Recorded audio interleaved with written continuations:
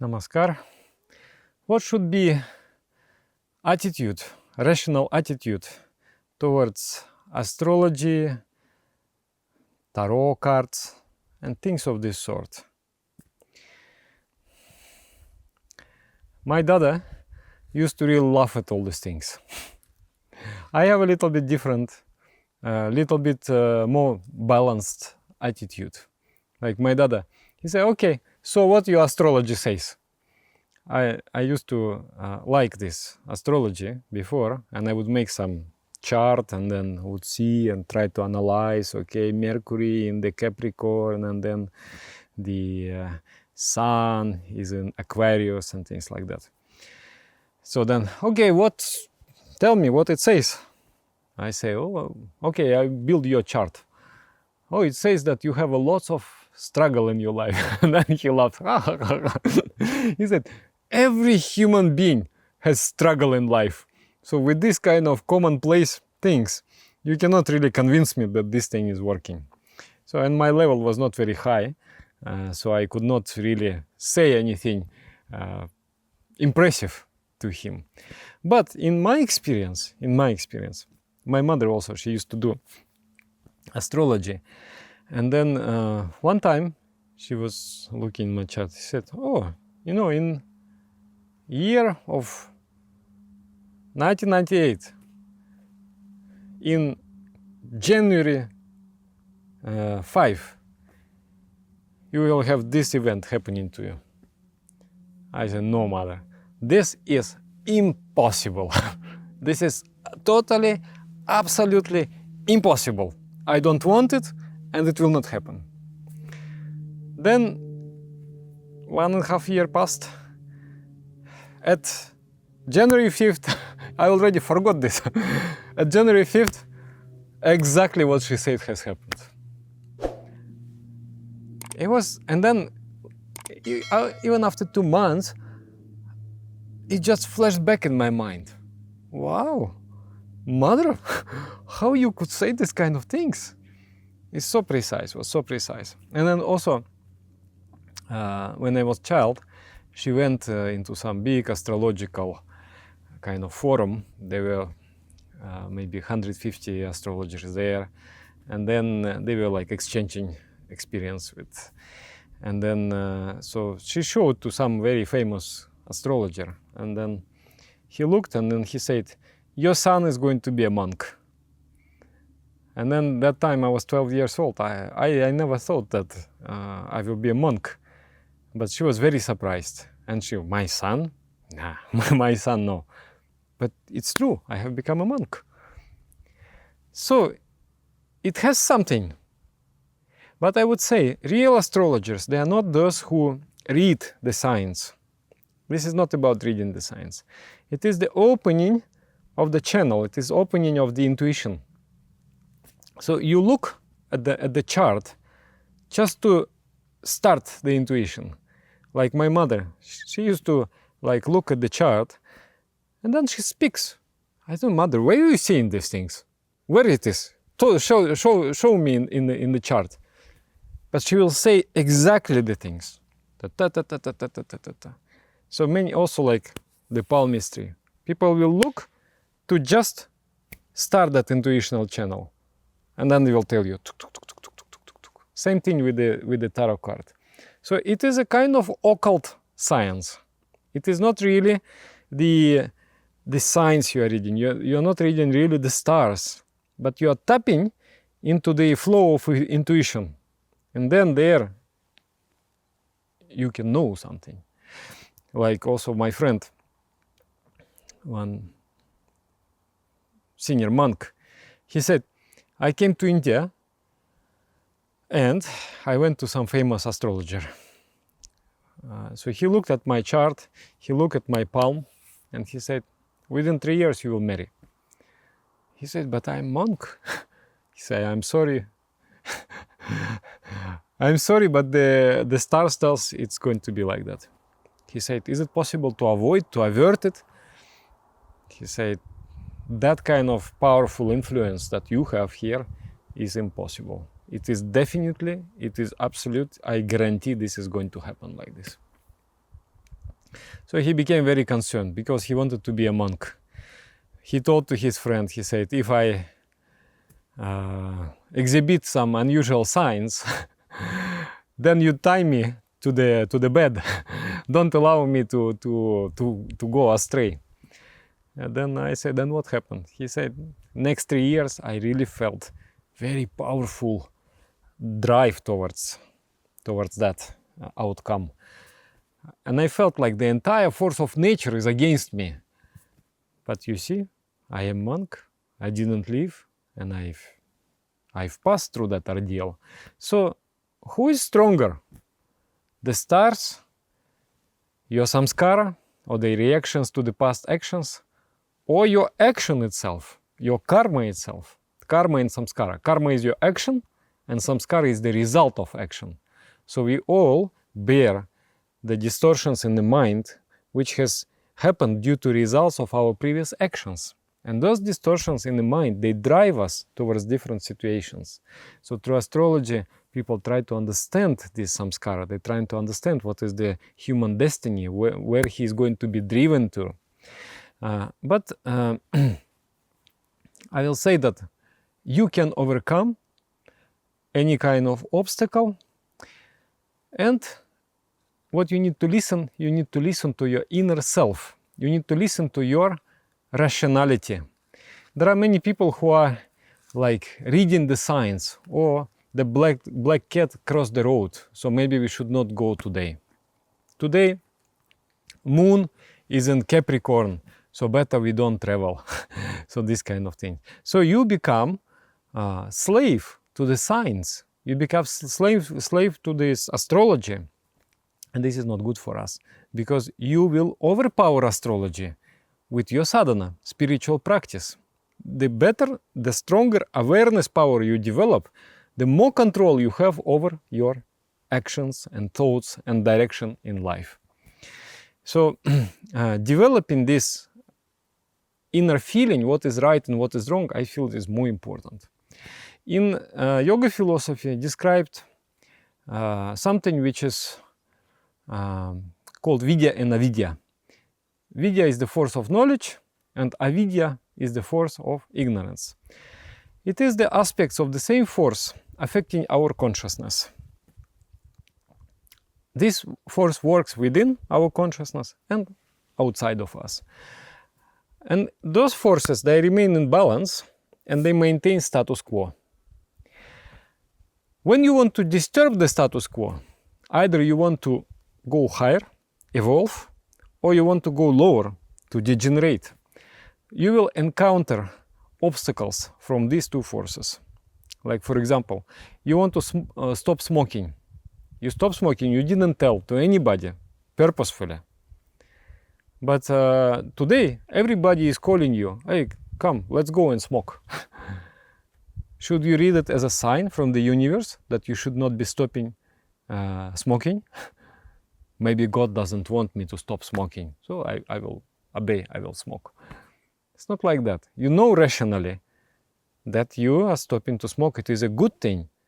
And this is an obstacle, which is only proving that you are on the right path.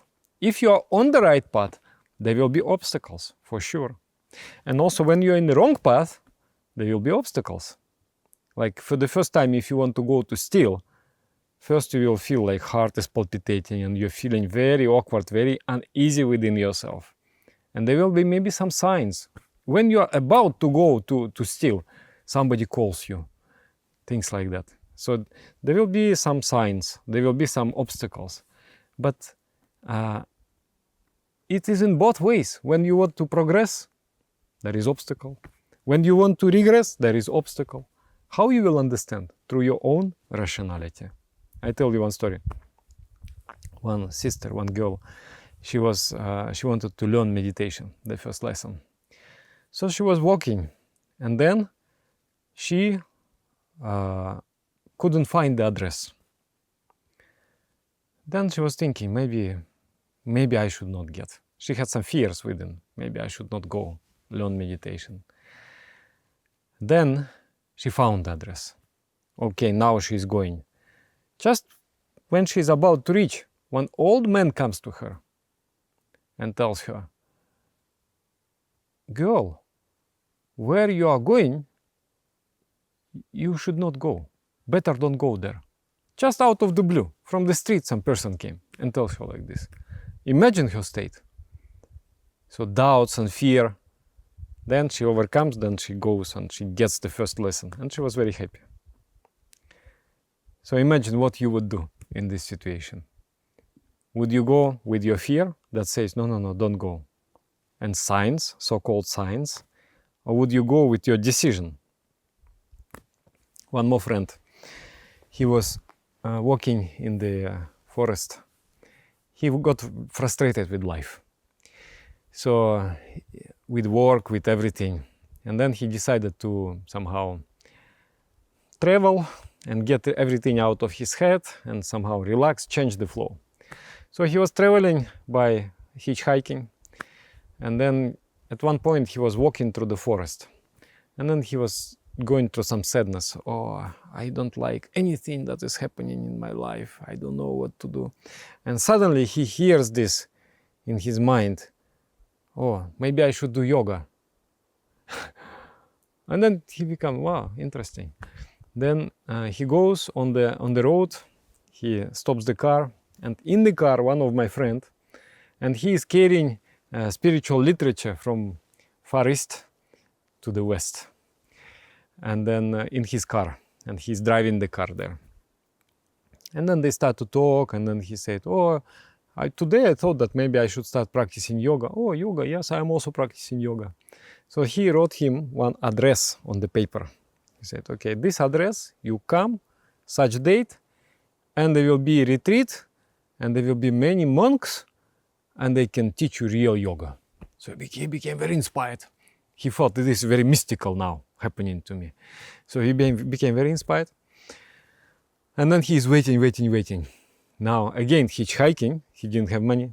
He comes to that city. And in that city, he goes into the pocket, and the address is gone. What to do now? You are in a new city, you don't know anybody. And the city is quite big, 600,000 people. What to do? So he's like, very sad. I was looking forward to this, to learn meditation and to learn yoga. Then the inner voice tells him, you go ask these ladies. Just random ladies in the street.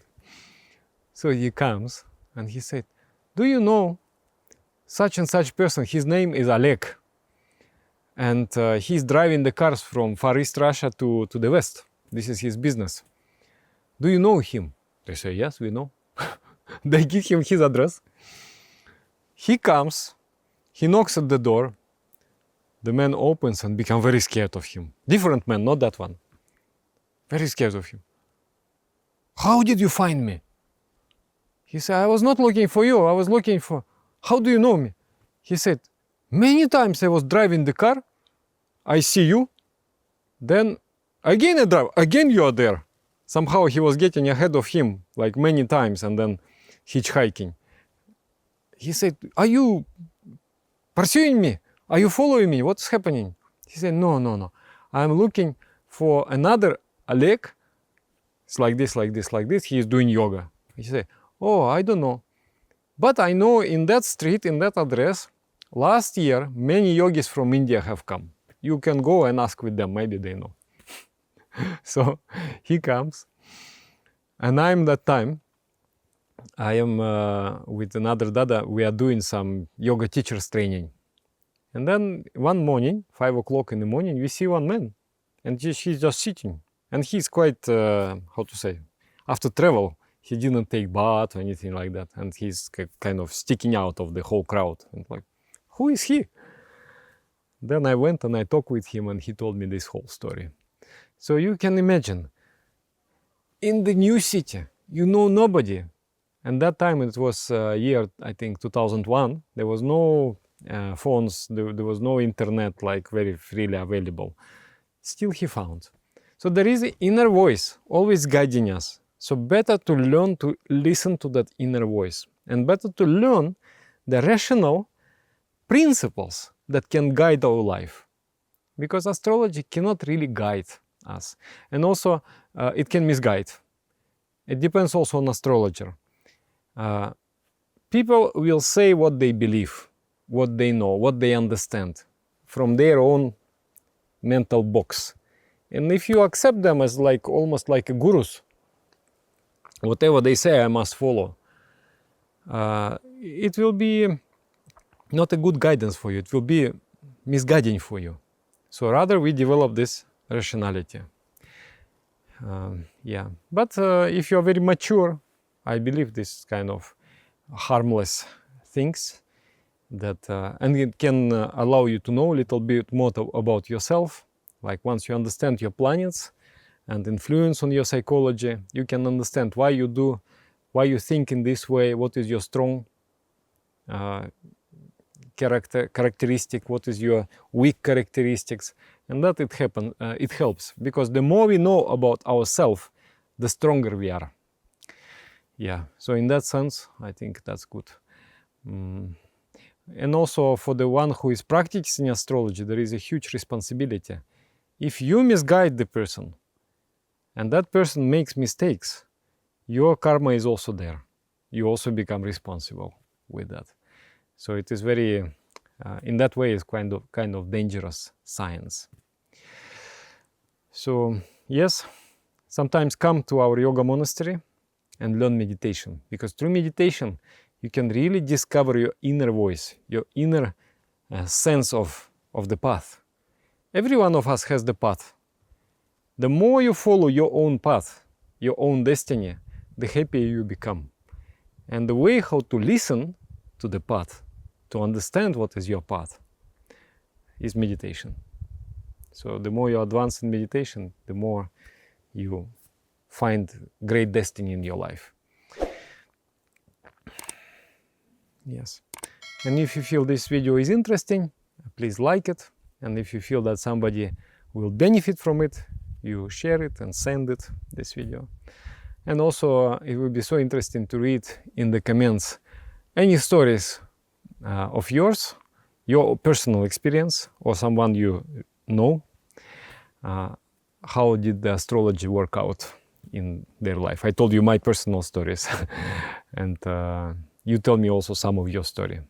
And what you think. Maybe you think this is completely doesn't work. I would say it works, but not 100%. I would say it's some percentage, maybe 50%, maybe 60% it works. But then there is no, I think reality is so complex that with such a simplistic way of prediction, it is impossible to predict. So it has some little bit of truth, but not a complete truth. So thank you very much and namaskar. Dear friends, because of your donations and contributions and support, our project can grow. I am able to record the useful videos about spirituality, meditation, inspiration, etc. Those who want to support us, you can find the link in the description of this video. And I thank you from the bottom of my heart. Thank you very much.